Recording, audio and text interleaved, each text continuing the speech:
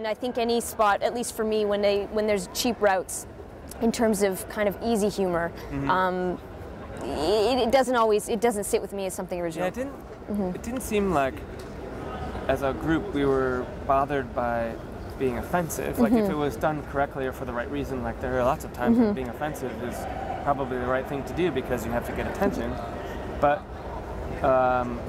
I guess the stuff we saw today, it wasn't that we knocked it out because, oh, it's offensive, it was because it wasn't used correctly. Like, yeah. So I think that's kind of the line I tried to draw anyways. To me, the best surprises in radio are when it's just, the idea is great because purely on the strength of the writing.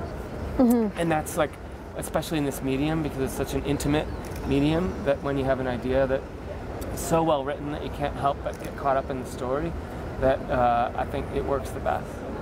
I think there's been, to that note, in terms of that spot in particular, it reminds me that there has been a lot of straight monologue, straight storytelling by a single announcer, which obviously relies so heavily on the script and the voice performance. And when I think of sort of the handful of stuff, I think in terms of a trend, I'd say there's definitely been more spots than not that have had a single voice execution with a single sort of story. Yeah, you're right. Like it seems like things kind of got crazy there for a while in radio, where everything wasn't over-the-top production with music, a lot of jingly music, songs, sound effect crazy. And now I feel like maybe the trend is coming back to like the purity of the writing and the simple storytelling with just one straight announcer and not a lot of bells, whistles, sound, music.